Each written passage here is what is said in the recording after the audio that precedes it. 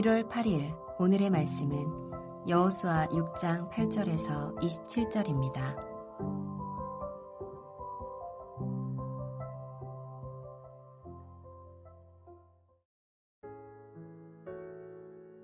여호수아가 백성에게 이르기를 마침에 제사장 7은 양각 나팔 7을 잡고 여호와 앞에서 나아가며 나팔을 불고 여호와의 언약궤는 그 뒤를 따르며 그 무장한 자들은 나팔 부는 제사장들 앞에서 행진하며 후군은 궤 뒤를 따르고 제사장들은 나팔을 불며 행진하더라.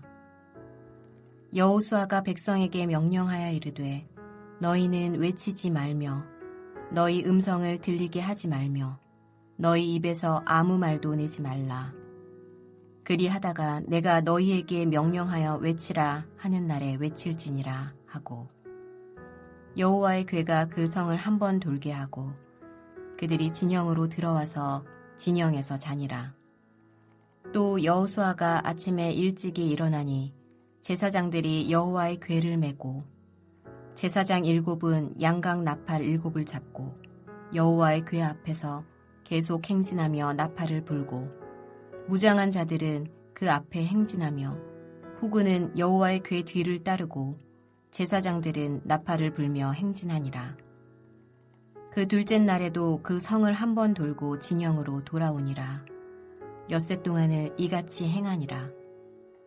7째 날 새벽에 그들이 일찍이 일어나서 전과 같은 방식으로 그 성을 7번 도니 그 성을 7번 돌기는 그날 뿐이었더라.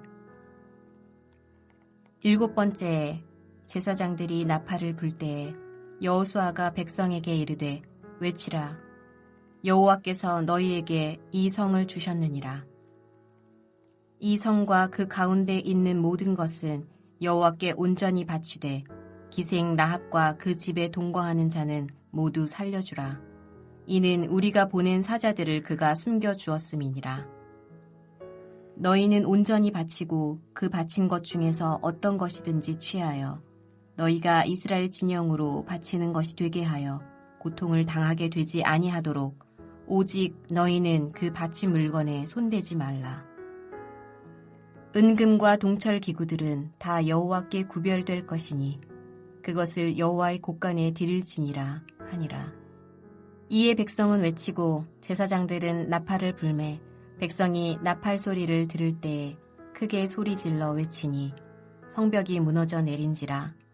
백성이 각기 앞으로 나아가 그 성에 들어가서 그 성을 점령하고 그 성 안에 있는 모든 것을 온전히 바치되 남녀노소와 소와 양과 나귀를 칼날로 멸하니라. 여호수아가 그 땅을 정탐한 두 사람에게 이르되 그 기생의 집에 들어가서 너희가 그 여인에게 맹세한 대로 그와 그에게 속한 모든 것을 이끌어내라 하매 정탐한 젊은이들이 들어가서 라합과 그의 부모와 그의 형제와 그에게 속한 모든 것을 이끌어내고 또 그의 친족도 다 이끌어내어 그들을 이스라엘의 진영 밖에 두고 무리가 그 성과 그 가운데에 있는 모든 것을 불로 사르고 은금과 동철 기구는 여호와의 집 곳간에 두었더라. 여호수아가 기생 라합과 그의 아버지의 가족과 그에게 속한 모든 것을 살렸으므로 그가 오늘까지 이스라엘 중에 거주하였으니 이는 여호수아가 여리고를 정탐하려고 보낸 사자들을 숨겼음이었더라. 여호수아가 그때에 맹세하게 하여 이르되 누구든지 일어나서 이 여리고 성을 건축하는 자는 여호와 앞에서 저주를 받을 것이라. 그 기초를 쌓을 때에 그의 맏아들을 잃을 것이요 그 문을 세울 때에 그의 막내 아들을 잃으리라 하였더라. 여호와께서 여호수아와 함께 하시니 여호수아의 소문이 그 온 땅에 퍼지니라. 여호수아 6장 8절에서 27절 말씀을 함께 묵상하겠습니다. 오늘은 여리고성 전쟁에 대해서 묵상하려고 합니다. 여리고 성의 크기는 대략 가로 225m, 세로 80m, 둘레 600m입니다. 이 성의 높이는 8m이며 두께가 6.8m나 됩니다.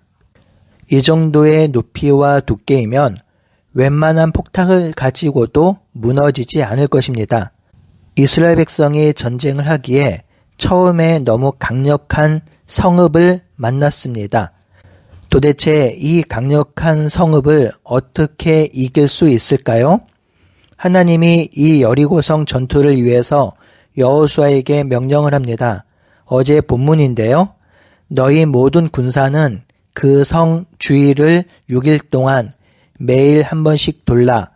제사장 7은 7 양각 나팔을 잡고 언약궤 앞에 나갈 것이며 7째 날에는 그 성을 7번 돌며 제사장들은 나팔을 불 것이며 제사장들이 양각 나팔을 길게 불 때에 백성은 다 큰 소리로 외쳐 부를 것이라 하셨습니다. 사실 여리고성 점령을 위한 이 하나님의 명령은 잘 이해가 되지 않습니다. 이러한 방식으로 어떻게 여리고성을 무너뜨릴 수 있을까요? 이 명령을 우리는 어떻게 이해하면 좋을까요?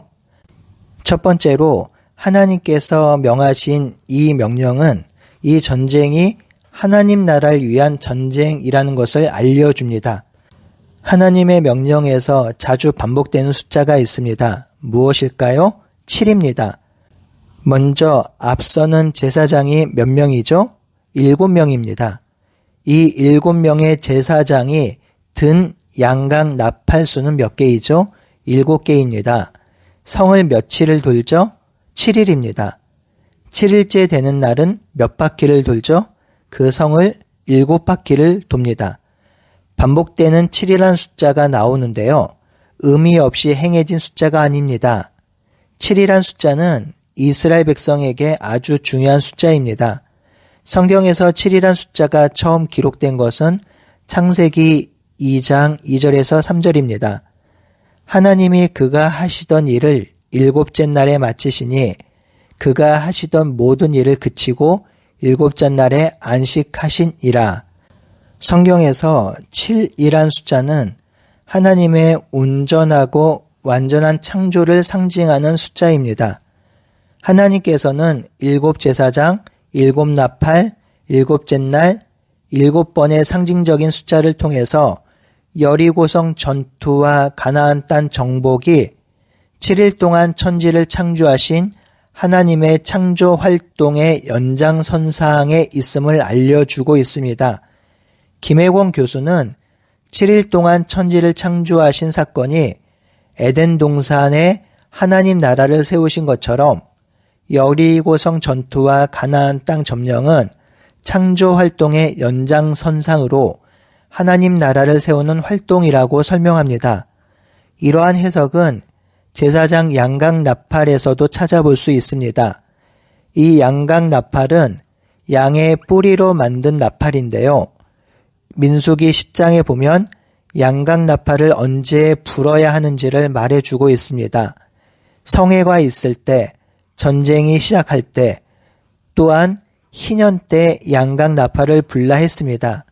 여기서 중요한 것은 희년이지요.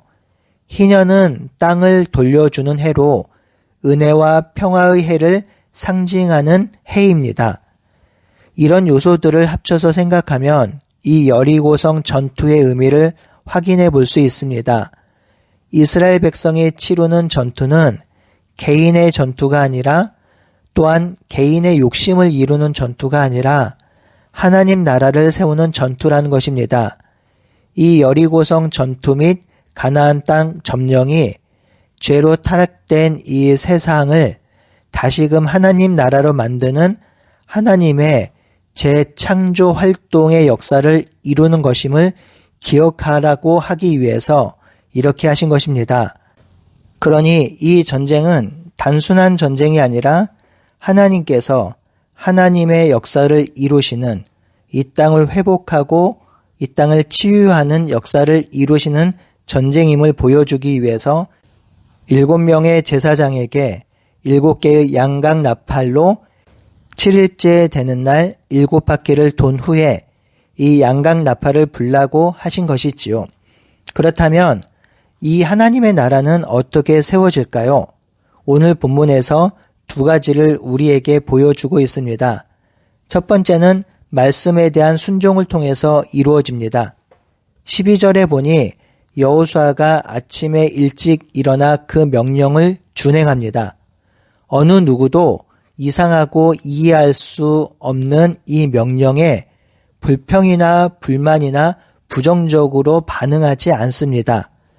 여호수아와 제사장들과 백성들이 다 그대로 준행을 합니다.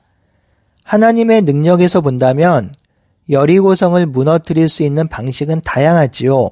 우박을 내려서 그 땅을 무너뜨릴 수도 있고요. 지진을 일으켜서 무너뜨릴 수도 있습니다. 하지만 하나님이 이스라엘 백성에게 행하셨던 방식은 그들의 발을 움직이게 만들어서 순종하게 하는 방식입니다. 그들의 발을 떼어서 움직이도록 한 것, 즉 한 발 한 발 순종하게 하는 방식이라는 것입니다. 마치 여호수아 1장 3절에 있는 말씀을 지키라고 하는 것 같습니다. 1장 3절에 이렇게 되어 있죠. 내가 모세의 말한 바와 같이 너희가 발바닥으로 밟는 모든 것은 너희에게 주었노니라고 기록하고 있습니다. 이스라엘 백성은 지금 아침 일찍 일어나 하나님께서 명령하신 대로 발바닥으로 땅을 밟고 있습니다. 한 발자국 한 발자국 내디디면서 하나님의 말씀을 순종합니다. 사실 이 하나님의 말씀은 이해되지 않습니다. 납득되지 않습니다. 하지만 하나님이 요구하신 것은 한 발자국 내딛는 것입니다. 잘 생각해 보면요. 할 수 있는 것들입니다. 이해는 잘 안 되지만 하나님께서는 그들이 할 수 있는 것을 명령하셨고 백성들은 이해는 되진 않지만 그 명령에 순종하고 있는 것이지요. 여기서 할 수 있는 명령과 순종이 또 있습니다. 그것은 침묵과 함성을 통한 순종인데요. 여리고 성을 돌 때 규칙이 10절에 있습니다. 여호수아가 백성에게 명령하여 이르되 너희는 외치지 말며 너희 음성을 들리게 하지 말며 너희 입에서 아무 말도 내지 말라. 즉 침묵으로 성을 돌라고 합니다. 그러다가 함성이 필요할 때가 있습니다. 7째 되는 날 7번 돌고 양각 나팔을 불 때 그때 함성을 내야 합니다. 백성들은 16절에 보면 나팔을 불 때 함성을 냅니다. 성도 여러분, 오늘 이 본문에서 제가 말하고 싶은 것은요. 하나님께서 명령하시고 백성들이 따라야 할 순종이 그리 어려운 순종이 아니라는 것입니다. 다만 이해할 수 없고 납득되지 않은 명령에 순종을 하는 것이지요. 백성들은 여리고 성을 돌았고 침묵했고 함성을 질렀습니다. 이것이 백성들이 해야 할 일이었고 하나님은 이 순종을 통해서 그의 일을 하셨습니다. 성도 여러분, 하나님이 우리에게 주어진 명령들이 이런 것 같습니다.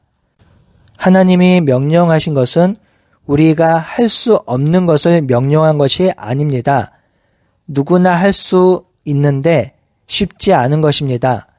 사람을 섬겨야 하며 고아와 과부와 나그네를 돌봐야 하며 오른밤을 맞으면 왼밤을 돌려대야 하는 순종입니다. 할 수 있습니다. 하지만 하기 싫은 것이죠. 용서하는 것은 돈이 들지 않아요. 그런데 싫은 것입니다. 하지만 할 수 있는 순종이죠. 한 발자국 내딛는 순종들이 바로 이런 것 아닐까 합니다. 일상에서 기도하고 살아가는 것, 그것이 쉽지는 않지만 할 수 있는 순종입니다. 하나님은 우리의 일상 속에서 하나님과 교제 가운데 충분히 할 수 있는 순종을 요구하십니다. 그 순종을 통해서 하나님 나라가 이루어집니다. 둘째로 하나님 나라는 믿음으로 세워지는 나라입니다.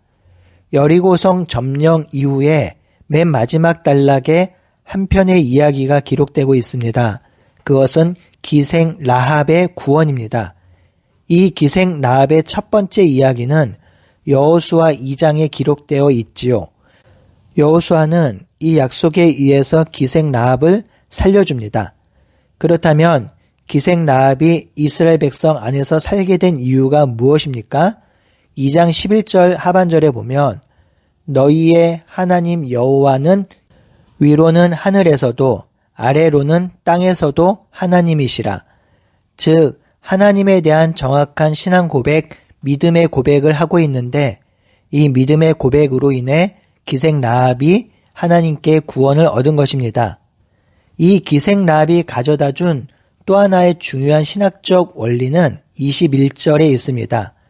그 성 안에 있는 모든 것을 온전히 바치되 남녀노소와 소와 양과 나귀를 칼날로 멸하니라. 남녀노소와 소와 양과 나귀를 모두 멸하라고 하였습니다.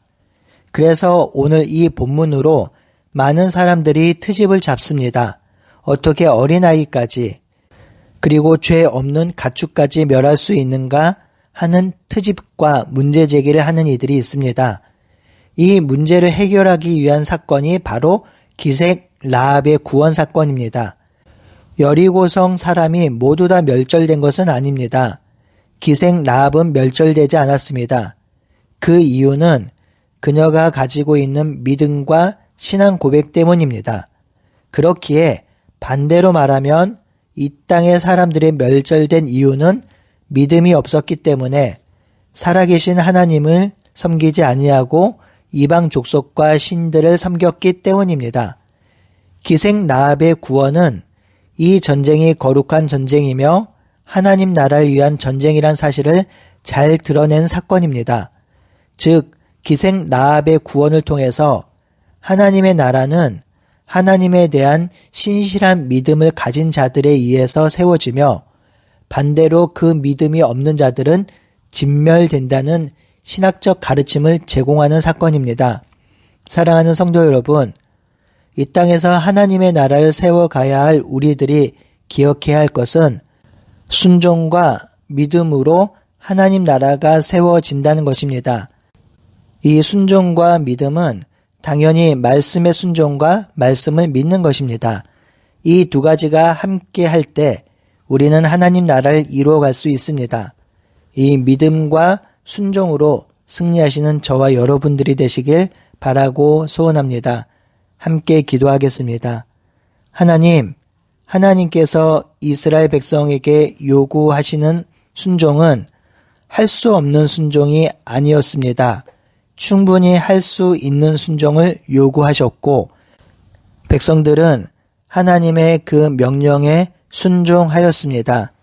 하나님, 우리가 이 말씀을 기억하게 하여 주시고 우리가 이 땅을 살아갈 때 하나님께서 우리에게 명령하시는 그 순종을 온전하게, 온당하게 행할 수 있도록 인도하여 주시옵소서. 살아계신 예수님의 이름으로 기도드리옵나이다. 아멘.